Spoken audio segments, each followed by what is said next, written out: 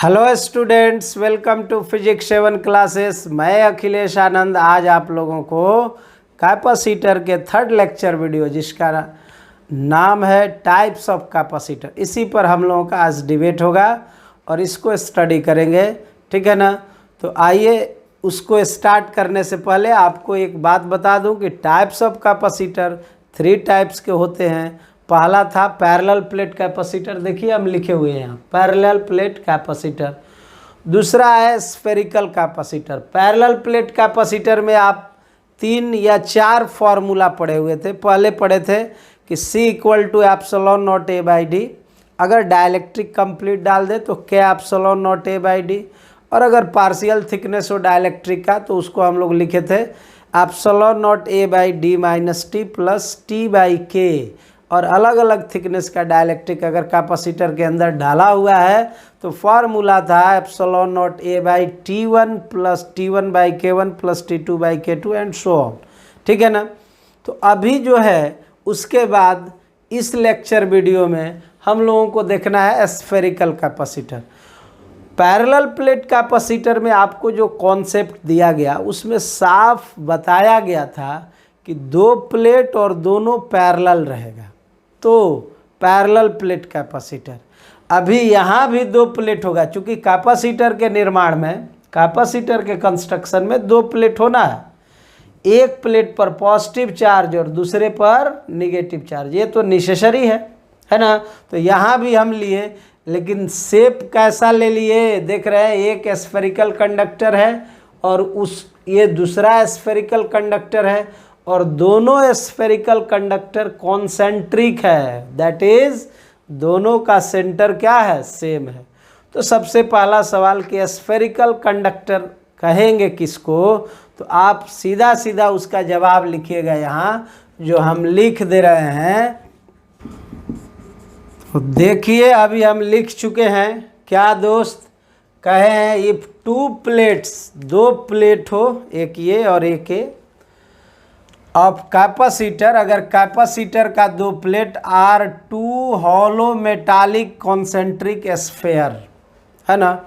Hollow भी हो, metallic भी हो और कॉन्सेंट्रिक स्फेयर हो, दोनों का सेंटर सेम है, then resulting capacitor is called spherical capacitor. तो ये ध्यान रखिएगा, if two plates of if 2 plates of capacitor are 2 hollow metallic concentric sphere, then that capacitor is called spherical capacitor। अगर parallel होता है तो पैरेलल प्लेट रहता है तो उसको पैरेलल प्लेट कैपेसिटर, स्फेयर बन जाएगा तो स्फेरिकल कैपेसिटर। तो डेफिनेशन में आपको कोई दिक्कत नहीं है।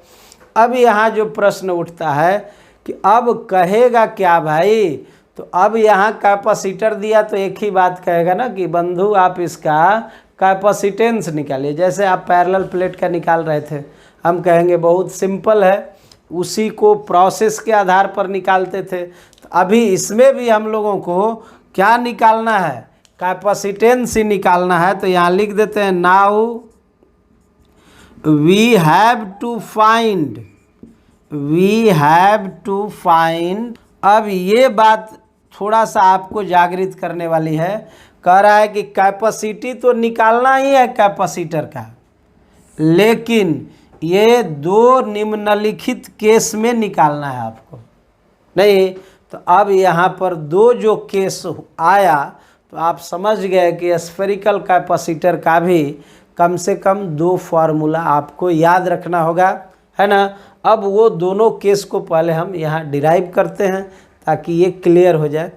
तो अब यहाँ केस स्पेसिफिक है, उसको आप थोड़ा सा विचार करिए कि आखिर केस जनरेट होने का रीज़न क्यों है, कैसे केस 2 जनरेट हो गया, एक होता तो थोड़ा कम याद करना पड़ता। तो वो बहुत आसान है, आप यहाँ से समझ सकते हैं। तो देखिए, तो ये स्फेरिकल कैपेसिटर है, ये स्फेरिकल कंडक्टर है, ये स्फेरिकल कंडक्टर है। अब अगर इसके इनर पार्ट पर चार्ज दे दें, किस पर, इनर पार्ट पर, और आपको भी पता है कि इनर पार्ट पर चार्ज देने का मतलब क्या हुआ कि आप इस पर, जैसे आप कैपेसिटेंस निकालने के लिए चार्ज देते हैं ना, तो आप इस पर चार्ज दे दीजिए। केस 1 में जो बनेगा वो ये बनेगा कि इनर प्लेट पर चार्ज दे दीजिए और आउटर प्लेट को अर्थ कर दीजिए। तो देखिए आप, हम आउटर प्लेट को अर्थ कर देते हैं। अर्थिंग का मतलब समझते हैं ना, ये अर्थिंग हो गया, ये आउटर प्लेट। और ये अर्थिंग करने का मतलब क्या हुआ? अर्थिंग करने का मतलब हुआ इसको ग्राउंडेड कर दिए, है ना। और ये जो था, ये बड़ा वाला स्फेयर, यहाँ तो आप थोड़ा सा इसको हम डार्क कर देते हैं ताकि लगे कि भाई एक हॉलो स्फेयर यहाँ रखा हुआ है।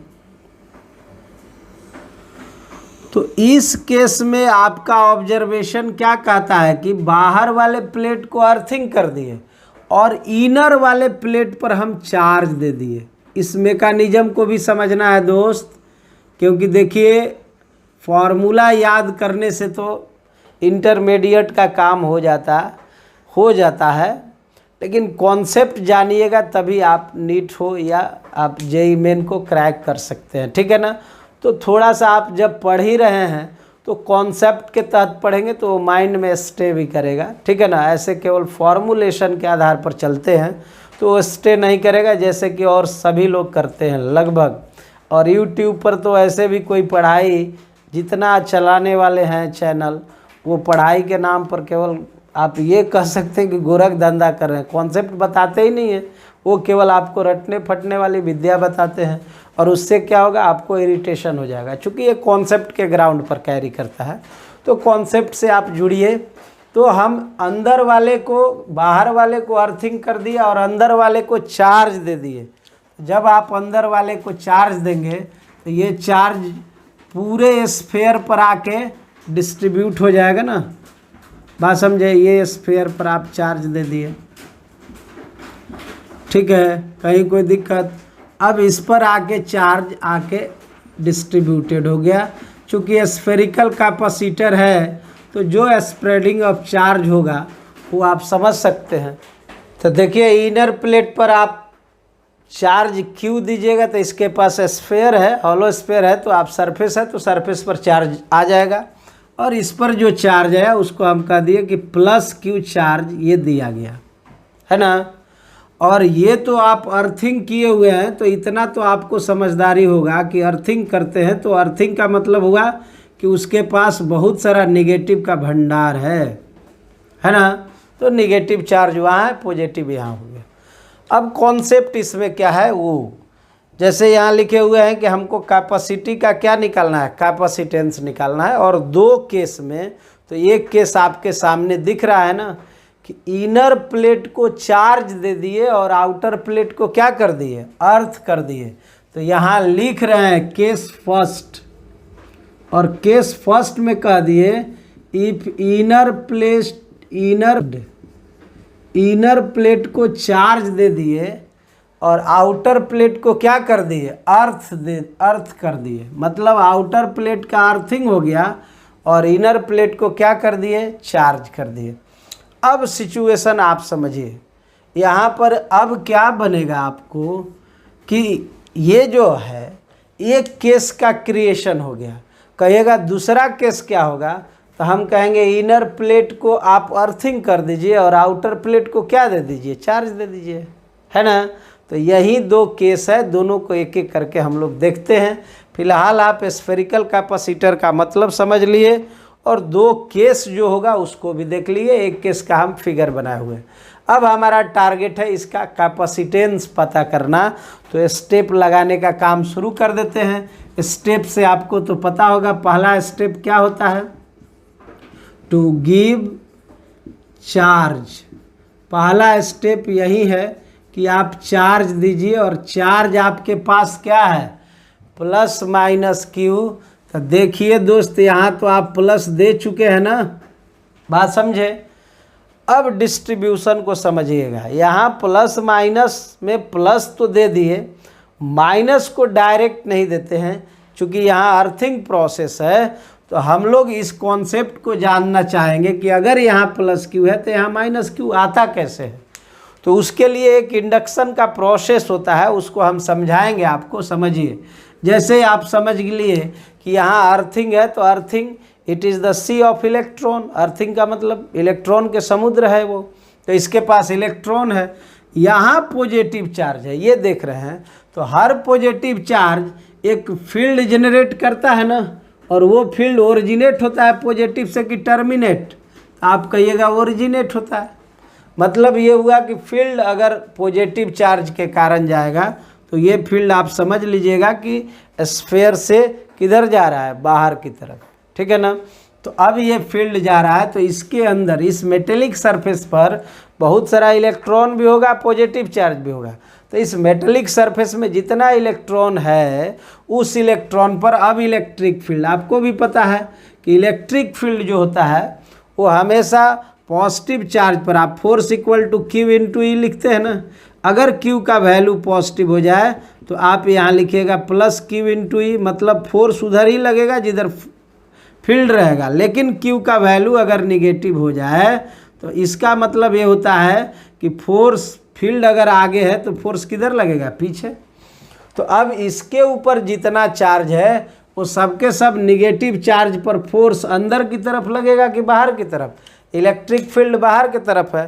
तो अब इसके अंदर के जितने इलेक्ट्रॉन हैं सब इनर सरफेस पर अपने आप आ जाएंगे। तो अब ये इनर सरफेस पर निगेटिव चार्ज यहाँ आ गया। तो अब ये कहिएगा खाली निगेटिव चार्ज ही आया, हम कहेंगे नहीं भाई, निगेटिव इनर सरफेस पर आ गया। और कितना आएगा? तो कॉन्सेप्ट पता है ना कि अगर electric field lines completely intersect करता है तो चार्ज ऑफ चार्ज बॉडी का अपीयरेंस, मतलब बॉडी पर चार्ज का appearance charge of charge body के बराबर होता है। तो यानी कि यहाँ जितना प्लस क्यू है सेम वैल्यू यही आएगा, कितना का? माइनस क्यू का, ठीक है ना, क्योंकि ये प्लस क्यू के इलेक्ट्रिक फील्ड के कारण जनरेट हुआ है। और जितना माइनस क्यू यहाँ आया उतना प्लस क्यू आउटर सरफेस पर जनरेट होगा, ये ध्यान दीजिएगा। ये आउटर सरफेस पर भी उतना ही पॉजिटिव चार्ज जनरेट होगा, कॉन्सेप्ट सीखिएगा। अब ये पॉजिटिव चार्ज जैसे यहाँ आ गया, यहाँ के इलेक्ट्रॉन में खलबली मच गया, यहाँ तो इलेक्ट्रॉन है। तो अब ये खलबली मचा तो ये इलेक्ट्रॉन क्या करेगा? जैसे ही पॉजिटिव देखेगा ये उसके तरफ दौड़ना शुरू करेगा। अब ये इलेक्ट्रॉन दौड़ेगा, और ये कब तक दौड़ेगा? यहाँ फ्लो ऑफ इलेक्ट्रॉन कोई कहे कब तक होगा, तो हम कहेंगे फ्लो ऑफ इलेक्ट्रॉन तब तक होगा जब तक कि जितना पॉजिटिव चार्ज ऊपर एक्यूमुलेट हुआ है वो सबको न्यूट्रलाइज नहीं कर दे, तब तक वो चार्ज वहाँ इलेक्ट्रॉन दौड़ते रहेगा। और जैसे न्यूट्रलाइज हो जाएगा यहाँ से इलेक्ट्रॉन का दौड़ना ख़त्म हो जाएगा, ठीक है ना। अल्टीमेट कॉन्सेप्ट यही मिला आपको कि किसी भी कैपेसिटर, फील्ड को हटा देते हैं, इसका काम है नहीं, ये तो केवल कॉन्सेप्ट समझने के लिए हम लोग काम किए। अब कॉन्सेप्ट में ये आया, ठीक है ना, to give charge plus minus q, तो इस पर प्लस क्यू, इस पर माइनस क्यू। और ये माइनस क्यू डायरेक्ट नहीं आता है, ये इंडक्शन के प्रोसेस है, इसके माध्यम से इसको, तो ये बात आप समझ गए। अभी हमको जो फाइनल टारगेट है वो क्या है? स्टेप 1 के बाद स्टेप 2 को लगाना। तो स्टेप 2 तो आपको पता होगा, फाइंड क्या? Potential difference. और पोटेंशियल डिफरेंस को लिखते हैं ना V बराबर V प्लस माइनस क्या बाबू? V minus. और इसी का फॉर्मूला लिखते हैं माइनस से प्लस और E डॉट क्या? dr।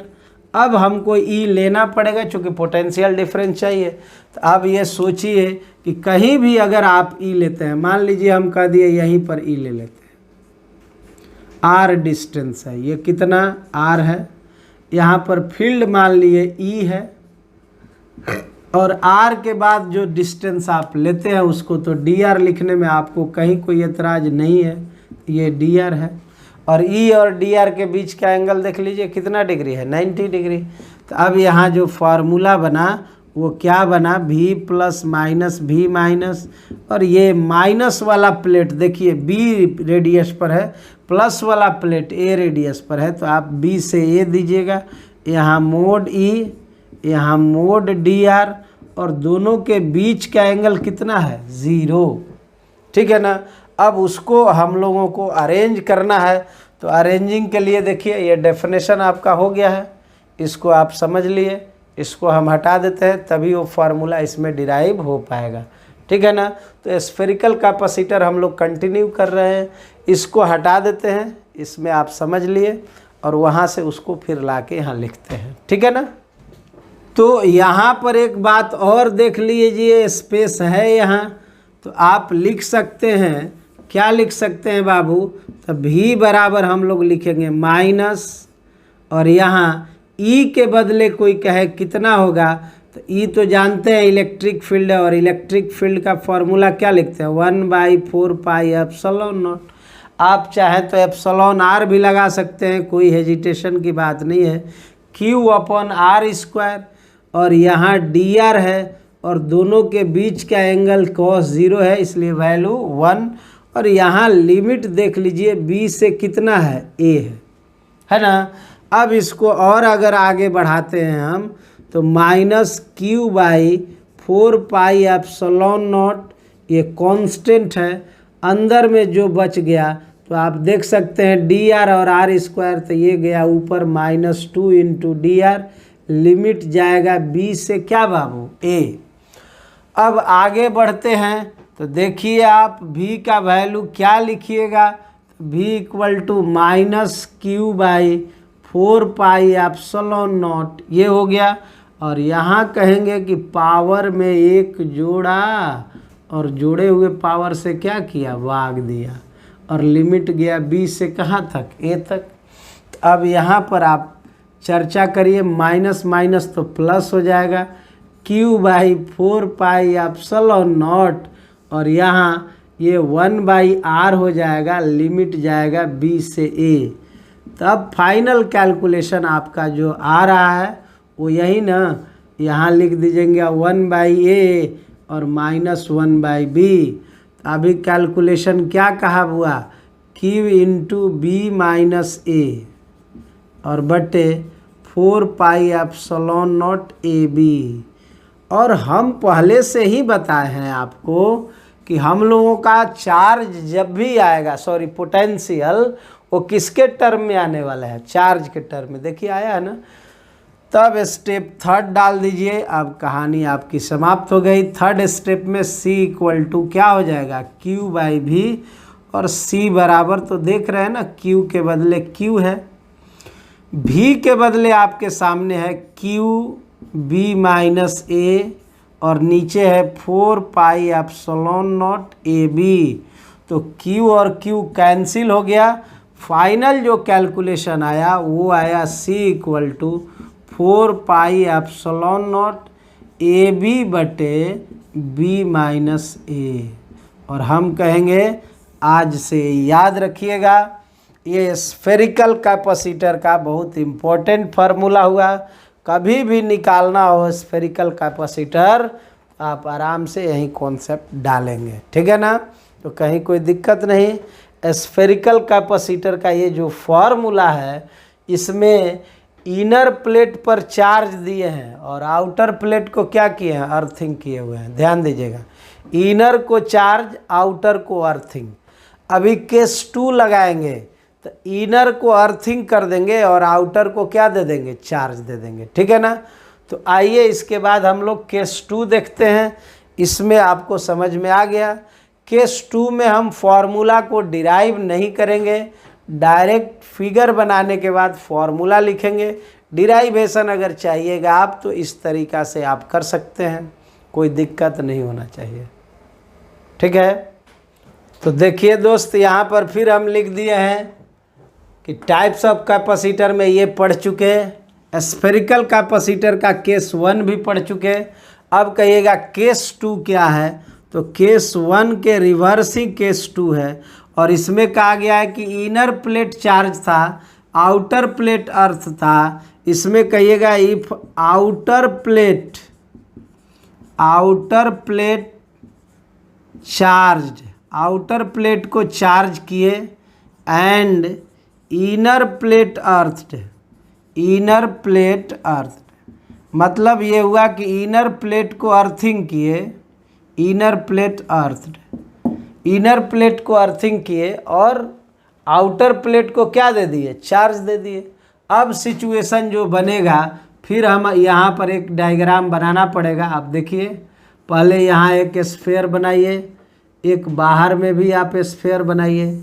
और आप जानते हैं कि जो ये बड़ा वाला स्फीयर बना उसका रेडियस आप क्या माने हुए थे, बोलिए। जो बड़ा वाला था उसका रेडियस आप बी माने हुए थे, और जो छोटा वाला था उसका रेडियस ए माने हुए थे।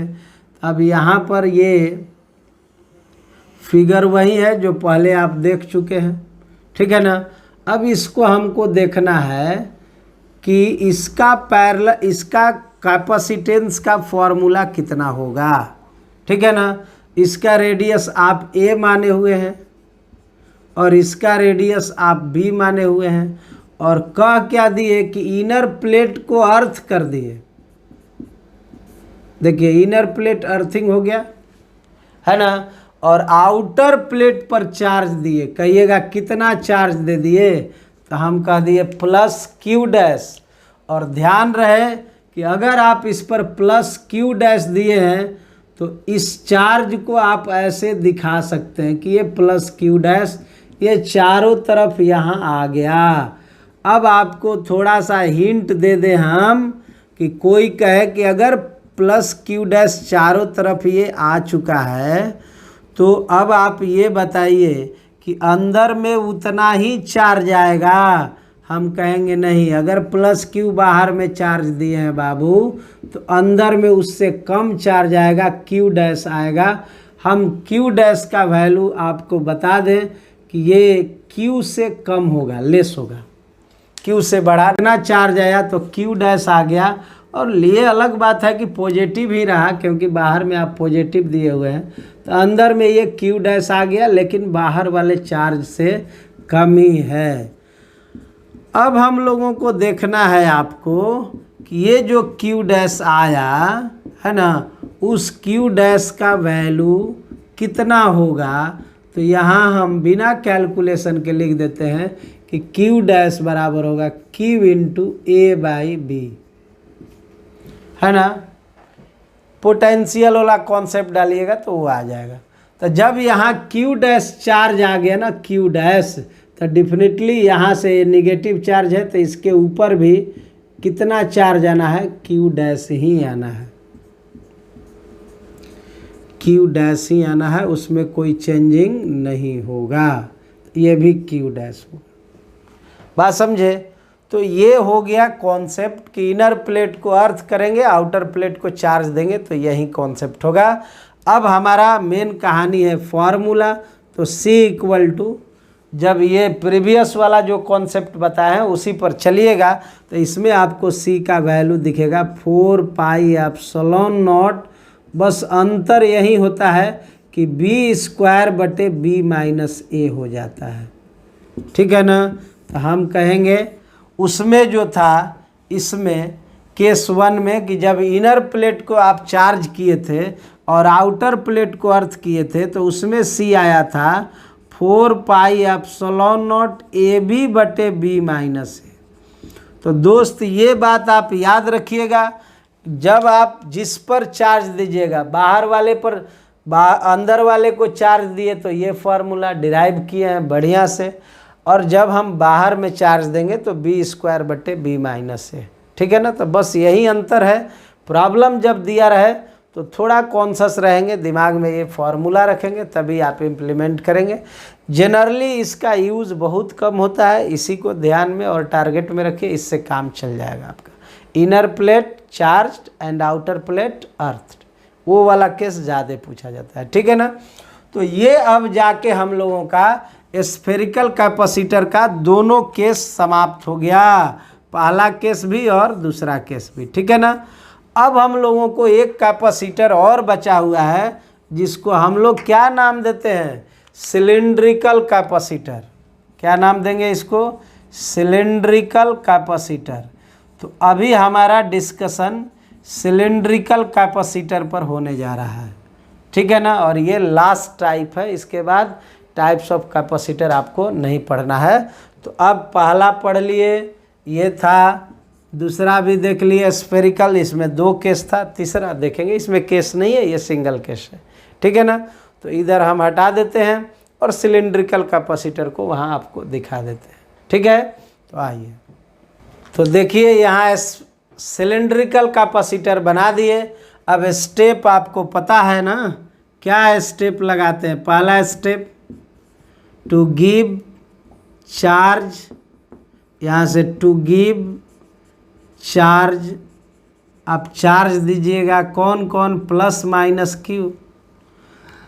तो यहाँ पर हम ये प्लस क्यू चार्ज दे दिए और यहाँ दे दिए माइनस क्यू। अब जब प्लस क्यू चार्ज दीजिएगा तो ये एक सिलेंडर है, तो सिलेंडर के पूरे सरफेस पर आ जाएगा, ये आप समझिएगा। हम तो केवल दिखा रहे हैं एक साइड, सिलेंडर मतलब समझते हैं ना, घर में जो ड्रम वगैरह रखा हुआ है, तो हम केवल एक साइड दिखा रहे हैं, लेकिन आपको समझना है कि ये चारों साइड, मतलब ये चारों तरफ से ऐसे सिलेंडर ना रहेगा, आप इसको सिलेंडर मान सकते हैं। तो आप केवल यहाँ दिखा रहे हैं, ऐसा नहीं कि यहाँ नहीं होगा, जब ये सरफेस है तो चारों तरफ होगा। तो ये सिलेंडर हो गया। उसी तरह माइनस दिए हैं, तो ये माइनस पूरा यहाँ का आके ये इस पर स्प्रेड हो जाएगा माइनस, ठीक है ना। अंदर में बाहर में आप चार्ज दिखा दिए, प्लस और माइनस। अब देखिए पहला काम तो आप कर लिए सफलतापूर्वक। दूसरा में क्या निकालना है, मान लेते हैं, एक बात और कह देते हैं कि जितना सिलेंडर का लेंथ है उसको मान लेते हैं L, ठीक है ना।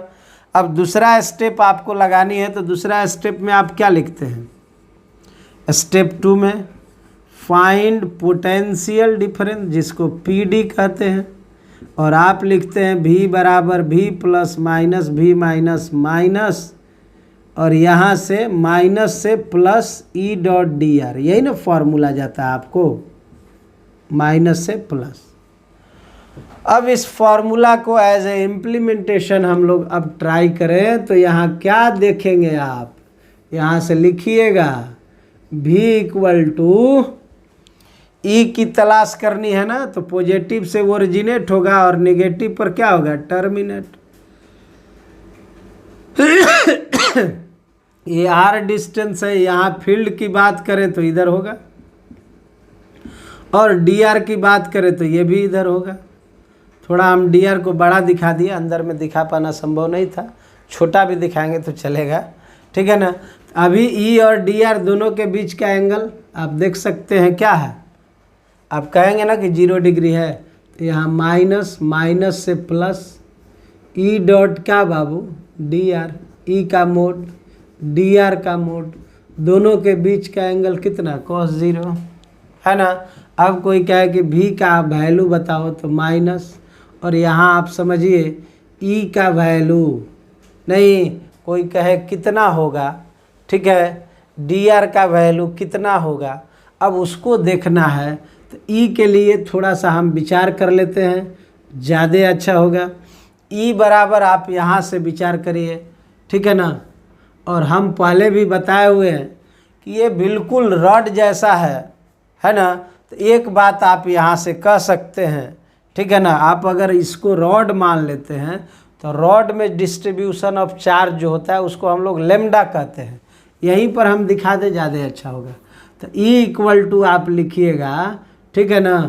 देखिए रॉड आप मान लिए हैं, और रॉड में लीनियर चार्ज डेंसिटी होता है लेमडा बाई, रॉड के लिए लिखते हैं इनफाइनाइट है, इसलिए आप इसको कह दीजिए 2 पाई एप्सिलॉन नॉट R, और R के बदले तो अभी स्मॉल r लिए हुए हैं, ये बात हो गया, आ गया 2 पाई एप्सिलॉन नॉट R। और कोई कहे कि लेमडा कितना है, तो इसको कहना बाबू Q by L, Q by क्या L, क्योंकि ये जो लेमडा है ना, इसी लेमडा का नाम है linear charge density, linear charge density, और इसके बारे में आप भली भांति जानते हैं, अब कोई दिक्कत नहीं है।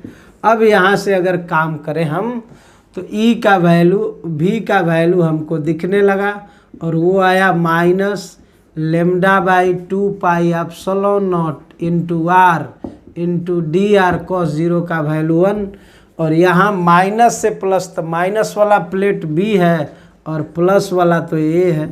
आप देखिए minus lambda by 2 pi epsilon not, और ये इंटीग्रेशन में आ गया dr/r, और ये b से a।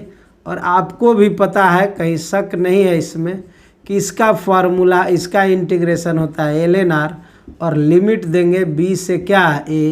और अब देखिएगा तो lambda by 2 pi epsilon not ln r है ना बाबा, तो इसको लिखेंगे ना ln a बाई क्या b, ठीक है ना, ln a बाई b रख देंगे। और जब ये मैथमेटिकल प्रोसेस है, आप लिखते हैं ln a minus ln b, और ln a minus ln b को क्या लिखेगा, ln a बाई b, तो ये लेमडा हो गया। और अगर इसको उलाट देते हैं तो lambda by 2 pi epsilon not. अच्छा, लेमडा को भी एलिमिनेट कर लीजिए, लेमडा बराबर क्या लिखिएगा, q बाई एल, और यहाँ उलाट दीजिएगा तो माइनस के जगह प्लस हो जाएगा। तो ये formula 2 pi epsilon naught L ये हुआ, और यहाँ उलट जाएगा ln b बाई क्या a। ये किसके बराबर आया, v के। अब जैसे ही v आ गया तब तो कन्फ्यूजन ही नहीं है। आपको भी पता है कि स्टेप 3 में हम लोग क्या लगाते हैं, c equal to q by b, और यहाँ पर भी आपको पता है। अब देख लीजिए तो c इक्वल टू क्या लिखते हैं महोदय, q बाई भी। अब c equal to q by b, तो v के बदले कितना है दोस्त, q by 2 pi epsilon naught l ln b by क्या a। और ये तो आपको पता है कि q कैंसिल, तो c बराबर आ जाएगा 2 पाई एप्सिलॉन नॉट एल, है ना। या तो आप ऐसे ही कहिए c equal to 2 pi epsilon naught l ln b by a। ये हुआ सिलेंड्रिकल कैपेसिटर का कैपेसिटेंस, ठीक है ना। तो सिलेंड्रिकल बता दिए, स्फेरिकल बता दिए। इससे पहले वाले लेक्चर वीडियो में हम लोग पैरेलल प्लेट देखे हुए थे, तो ये तीनों आपका समाप्त हो गया। अब हम लोगों को इस लेक्चर वीडियो में टाइप्स ऑफ कैपेसिटर समाप्त करने के बाद बहुत खुशी है। और ये तीनों फार्मूला आप याद रखिएगा, 3 नहीं 4 फार्मूला। केस 1 में था, केस 2 आया तो उसमें 2 फार्मूला, 1 फार्मूला यहाँ। तो टाइप्स ऑफ कैपेसिटर में लगभग आपको 4 2 6 एक 7 फार्मूला याद करना पड़ेगा, क्योंकि किसी टाइप का कैपेसिटर आ जाए तो फार्मूला के लिए उस समय आप डिराइव नहीं ना करेंगे, क्वेश्चन का डाटा रहेगा, फार्मूला में आप लगाएंगे फिर आंसर पाएंगे। अगर फार्मूला नहीं याद है तो आप उसको नहीं कर सकते, ठीक है ना। चूँकि डिराइव करेंगे तो समय ज़्यादा लगेगा, और कंपटीशन के लिए तो समय कितना महत्व रखता है आप समझते हैं। तो पढ़ते रहिए, देखते रहिए, लाइक सब्सक्राइब करते रहिए, शेयर करते रहिए, है ना। मिलते हैं नेक्स्ट लेक्चर वीडियो में, तब तक love you all and bye bye.